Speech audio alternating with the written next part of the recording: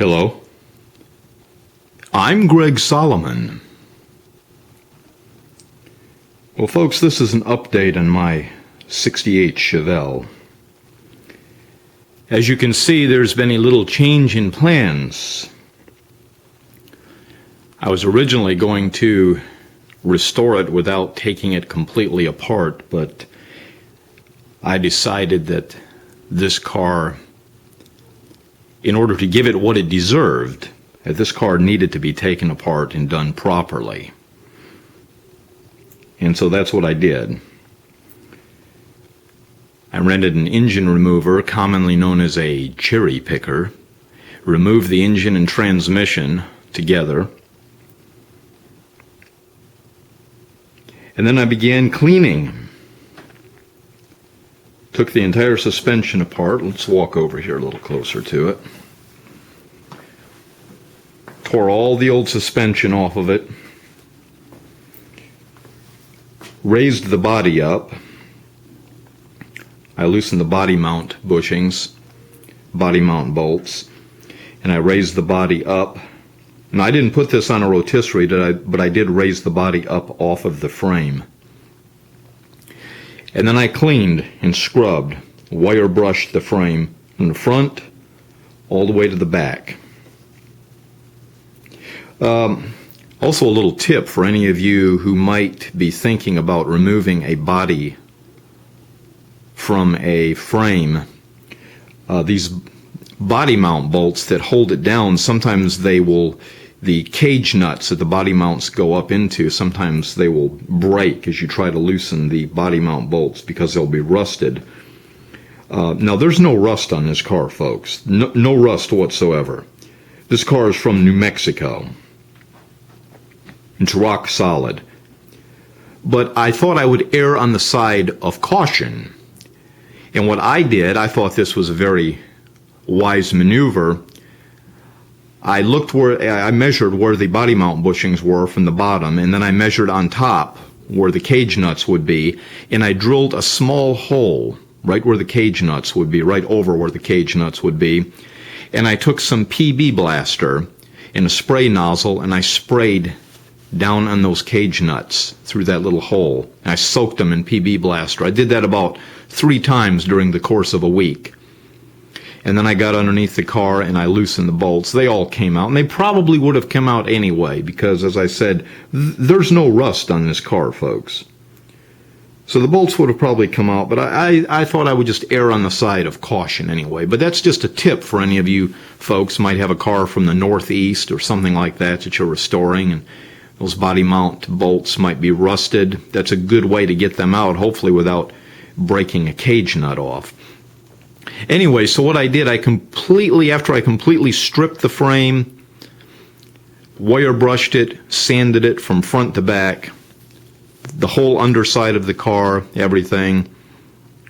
Then I went ahead and wiped it all down with purple power. I sprayed it down with purple power and scrubbed it some more. Then I wiped it all down with mineral spirits to get any chemicals off of it, and then I sprayed it, the entire thing. The frame, as I said, I had the body lifted off the frame, so I was able to spray paint the entire frame, top and bottom, the entire underside of the car. And I didn't use rattle cans on this, folks. This isn't a rattle can job. I used a spray gun with an air compressor. And I did it properly.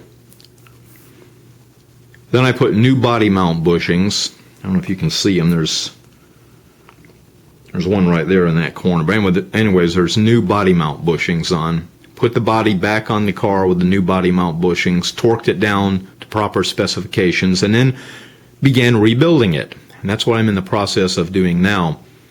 I opted to replace the stock control arms with some more modern suspension components. These are Global West tubular control arms. Hopefully you can see the springs. Hopefully the lighting's good enough. Those are 1-inch lowering springs, sport lowering springs. Just so happens the particular ones I chose were powder coated red. And just looks like a nice contrast what I did, I don't know how the contrast of the colors looks with this camera, but I spray painted the entire chassis with a paint called Chassis Black. That's the color. And then the control arms are powder coated black. That's how they come. And I wanted a little bit of a contrast. I wanted them both black, of course, but I wanted the control arms to stand out a little bit from the other blacks. I thought that would be a nice contrast. I didn't want them to stand out, you know, and just be too busy but standing out, but I wanted there to be a little contrast so they'd be noticeable. Anyways, I also have some Hotchkiss steering linkage, brand new Hotchkiss steering linkage that I'll be putting on the car. As you can see, I've got brand new disc brakes, brand new rotors. As I said, upper and lower Global West control arms. I've got a quick ratio steering box. I'll be putting all new steering components. Everything on this car will be new, all the components. I put a new fuel line in. I'll tell you what, I had to have the patience of a monk to put this in. I did this when the body was raised up off the frame. The reason I say you have to have patience, because it has to go through the frame. There's those different holes in the frame, and you have to thread it through, and it's all in one piece. And I figured now was the time to do it, or then was the time to do it, when I had the body raised off the frame. I didn't want to go all through this car and rebuild it to the extent I'm rebuilding it and leave a 40-year-old fuel line in, so I replaced that.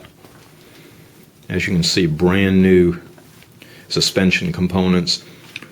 What I want to do with this car, I've had some stock muscle cars in the past. I've always wanted to take a car like this, an older car, and maintain the classic look of it, and yet have new suspension. I don't know if you would call that Pro Touring, Resto Mod, whatever, but I want brand new modern day suspension, quick ratio steering box, because I want this thing to handle like it's on rails. This is going to handle way better than a Chevelle handled when it rolled off the assembly line back in 1968.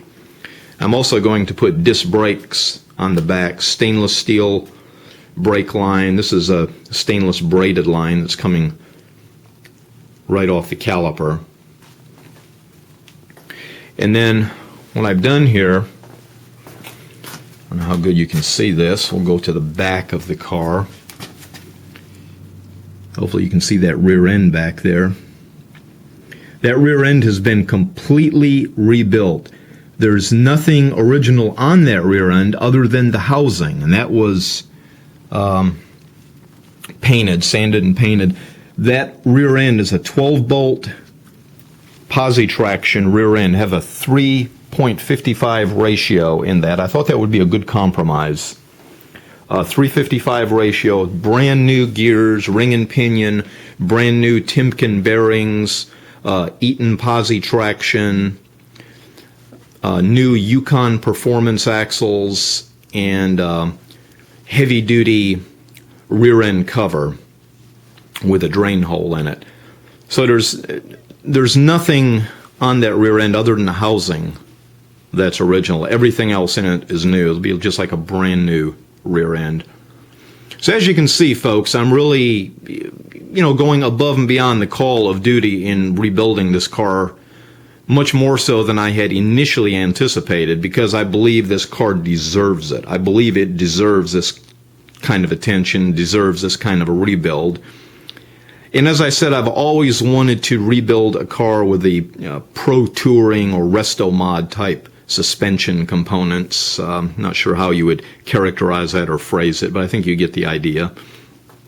But I have the car, as I said, completely torn down. I'm getting it back together some right now, but I'm going to go through and put all new components in it, front to back, drive shaft, new gas tank, everything.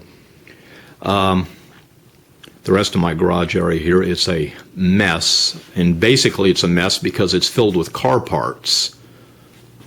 I'm more or less a clean freak. I don't let my garage get like this, but I don't have any choice right now. I just have car parts all over the place.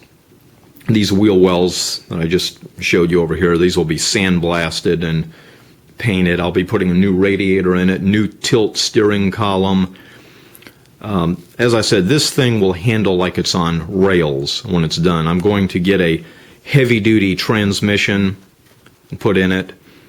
I'm going to keep the 396, though. In spite of myself doing this pro touring resto mod type rebuild, I want to keep the 396 in it for the nostalgic purposes of having a 396.